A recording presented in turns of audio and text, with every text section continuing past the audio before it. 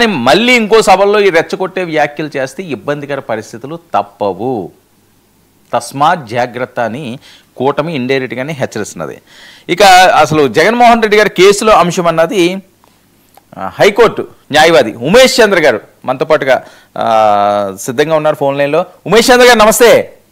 నమస్తే వర్మ గారు, good evening అండి. వెరీ గుడ్ ఈవినింగ్ అండి. ఉమేష్ చంద్ర గారు ఎలా చూడాలి జగన్మోహన్ రెడ్డి గారు ఈరోజు వచ్చిన ఆయన వెళ్ళిన, మీరు చూసే ఉంటారు హడావడి అంతా, ఫుల్ హడావడి, ఫుల్ హంగామా, ఏదో ఒక పెద్ద సభకు వచ్చినట్లుగా ఆయన వచ్చిన నేపథ్యం, ఆయన స్కెడ్యూల్ కూడా ముందుగానే రిలీజ్ చేశారు. ఇదిగో ఈ టైం నుంచి ఈ టైం వరకు నేను ఇక్కడ ఉంటాను, ఇలా వెళ్తాను, ఇక్కడి నుంచి వెళ్తాను, ఇలాగని. సో ఈరోజు ఆయన వచ్చిన నేపథ్యాన్ని ఎలా చూడాలి సార్?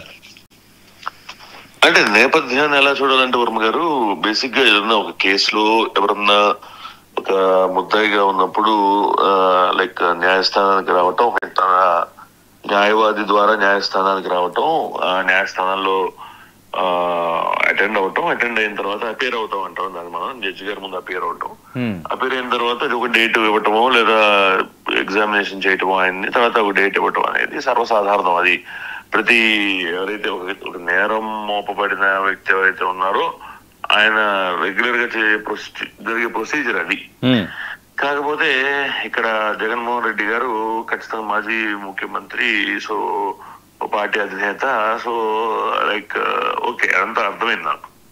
కాకపోతే నాకు అర్థం కాని విషయం ఏంటంటే, ఆయన ఏదైనప్పటికీ ఈరోజు అది ఒక పర్సనల్ టూర్ కాదు కదా.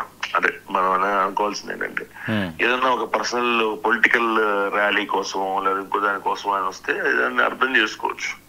ఒక న్యాయస్థానానికి వెళ్తున్నప్పుడు ఒక నేరం మోపబడి వ్యక్తి ఒక న్యాయస్థానానికి వెళ్తున్నప్పుడు మరి హడావిడి ఇది, మరి దీన్ని ఎలా చూడాలి అనేది మరి నాకైతే అది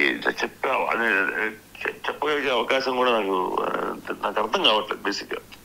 ఎవరు అప్రిషియేట్ చేయరు. ఇప్పుడు మరి ఇప్పుడు ప్యానల్లో ఉన్న మిత్రులు చాలా మంది ఉంటారు, వాళ్ళు కూడా ఎవరు అప్రిషియేట్ చేయరు. ఎందుకంటే న్యాయస్థానానికి వెళ్ళాలి, వ్యక్తి న్యాయస్థానానికి వెళ్తున్నారు, వెళ్ళేసి వచ్చేసేయాలి అంతే. ఇప్పుడు ఇది ఎంత హడావిడి, ఎంత ఇది అనేది మరి I think I would making a political statement. So అందుకని నేను ఏం లేదండి, ప్లకార్డ్స్ కూడా వచ్చినాయి లాస్ట్ టైం మీరు చూసే ఉంటారు. రప్పారప్ప అని 88 ఏదైతే మ్యాజిక్ ఫిగర్ దాటితే 2029లో ఇంకా రప్పారప్ప గంగమ్మ జాతర అని, ఇది హైదరాబాద్ నడిబొడ్డులో ఉన్న పోస్టర్స్. ఏ రకంగా అసలు ఇది ఎలాంటి మెసేజ్ వెళ్తున్నదో అర్థం కావట్లేదు. కరెక్ట్ కాదండి. అంటే దాన్ని కరెక్ట్ అని ఏమన్నా అంటే మాత్రం I think they need to go and check with doctor. ఎందుకంటే ఇది ప్రజాస్వామ్యాల్లో నేను నాట్ డినైయింగ్, ఇప్పుడు 2029కి జగన్మోహన్ రెడ్డి గారు ముఖ్యమంత్రి అవుతారా ఆంధ్రప్రదేశ్ లో అంటే, వచ్చేమో నేను అవ్వలేరు అని నేను చెప్తాను, అవుతారు అని కూడా నేను చెప్పాను. ప్రజాస్వామ్యంలో ఇప్పుడు ఈ కేసుని ఎలా చూడాలి ఉమేష్ చంద్ర గారు? జగన్మోహన్ రెడ్డి ఇంకా రెగ్యులర్ గా ఉంటుందండి ఇది ట్రయల్స్ అది జరుగుతుంది కాబట్టి బేసిక్ ఏమైందంటే డిశ్చార్జ్ పిటిషన్స్ ఉండటం, ఆ డిశ్చార్జ్ పిటిషన్స్ ఒకటి తర్వాత ఒకటి డిసైడ్ అవటం, దానిలో మరి నేను చూసినంత వరకు కూడా న్యూస్ లో నేను చూసినంత వరకు ఆల్మోస్ట్ 5 సంవత్సరాల తర్వాత ఆయన అపేర్ అయినట్టు, 6 సంవత్సరాలు ఆల్మోస్ట్ 6 సంవత్సరాల తర్వాత ఆయన అపేర్ అయ్యారు ఒకసారి. దానిలో అబ్సెంటీ పిటిషన్స్ అవి వేయటం, ఆయన ముఖ్యమంత్రిగా ఉండటం ఆ సమయంలో డిలే ఉంది. మరి డిలే లేదని చెప్పి నేనన్నా మీరన్నా మరి కనబడుతున్న డిలే నేను మీరు చెప్పలేం కాబట్టి మూసేయలేం కాబట్టి డిలే ఉంది. బట్ న్యాయస్థానాల్లో డిలే ఉన్నప్పుడు ఒక్కొక్కసారి ఎప్పటికైనా అల్టిమేట్ గా ఎవిడెన్స్, ఎగ్జామినేషన్స్, విట్నెస్లు, స్టేట్మెంట్స్ వీటన్నిటిని పరిగణలోకి తీసుకొని న్యాయమూర్తి గారు ఒక ఆర్డర్ ఇస్తారు. కాబట్టి న్యాయమూర్తి గారు ఇచ్చే ఆర్డర్ మనం ప్రెడిక్ట్ చేయలేం కాబట్టి. బట్ ఏంటంటే నేను చెప్పేది ఏంటంటే, ఈ సంస్కృతి కరెక్టా కాదా అనేది, ఈ సంస్కృతి ఏదైతే రపరప సంస్కృతి కావచ్చు, లేదా ఒక న్యాయస్థానానికి ఒక వ్యక్తి వెళ్తున్నప్పుడు ఇంత పెద్ద ర్యాలీలు కానీ ఇంత కానీ చేసేది నేను I don't find fault with this అండి. ఎందుకంటే ఆయన కోర్టుకి వెళ్లకుండా కనుక ఆయన పొలిటికల్ ర్యాలీ అని పెట్టుకుని ఎవరన్నా పెట్టుకోవచ్చు, అదే ఖచ్చితంగా పెట్టుకోవచ్చు, నా ఇబ్బంది.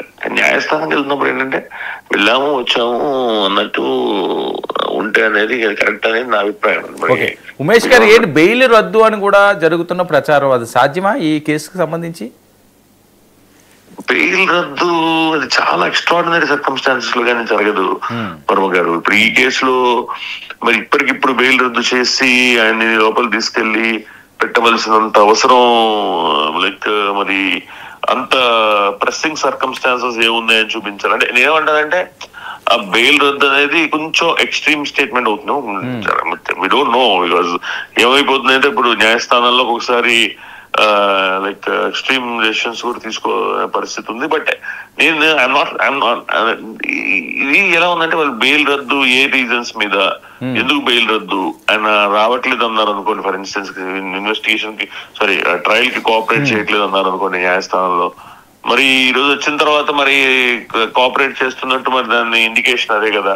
మరి అలాంటి ఇన్స్టెన్స్ లో మరి బెయిల్ ఎలా రద్దు అవుతుంది? ఇప్పుడు జగన్మోహన్ రెడ్డి గారు తన యాక్టివిటీస్ అన్ని కూడా నార్మల్ గా చేసుకోవచ్చా? అంటే పాదయాత్ర ఏదో ప్లాన్ చేస్తున్నారట ఆయన, నెక్స్ట్ బస్సు యాత్రలు, జనాల్లో ఉండడాలు, ఎప్పుడైనా వాళ్ళు పిలిచినప్పుడు కోర్టుకు హాజరయ్యి తన పని తాను చేసుకోవచ్చా అంటే దీని మీద ఏమన్నా కొంచెం రెస్ట్రిక్షన్స్ ఉంటాయి? అది జగన్మోహన్ రెడ్డి గారు అని కాదండి, ఎవరైనా అక్యూజ్డ్ గా ఎవరైనా మోపబడిన వాళ్ళు కూడా వాళ్ళు అక్యూజ్డ్ గా ఒక కేసులో ఉన్నారు కాబట్టి వాళ్ళు చేసుకోవాల్సిన యాక్టివిటీస్ ఏవైతే ఉంటాయో వాళ్ళ లైక్ వాళ్ళ రెగ్యులర్ యాక్టివిటీస్ ఏవైతే ఉంటాయో వాటిని ఆపుకోవాల్సిన అవసరం లేదు కదా.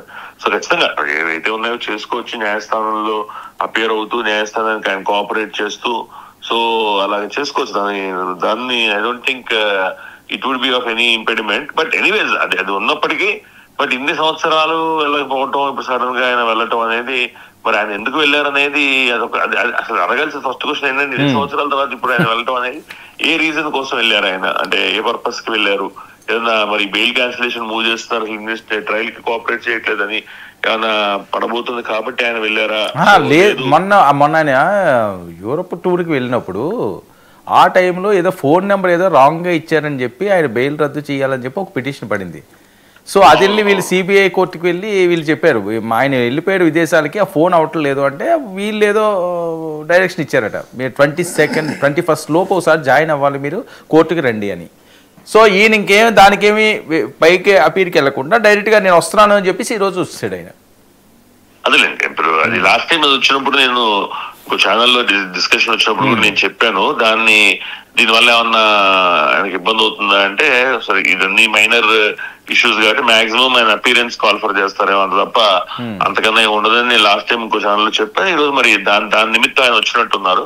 అది నేను ఎలా చూస్తానంటే నేను వర్మ గారు to put it very simply, so very straight and very simply, ఒక నేరం మోపబడిన ఒక అక్యూజ్డ్ గా ఉన్న వ్యక్తి ఒక ఆయన న్యాయస్థానం ముందు ఆయన ప్రవేశపెట్టుకొని న్యాయస్థానం ఒక డేట్ ఇచ్చి ఉంటారు, న్యాయస్థానం ఇది ఇంత సింపుల్ గా జరగాల్సిన ప్రాసెస్ ని మరింత హంగు ఆర్భాటాలతో చేయటం అనేది మరి I don't know, I cannot comment on the political side of the issue.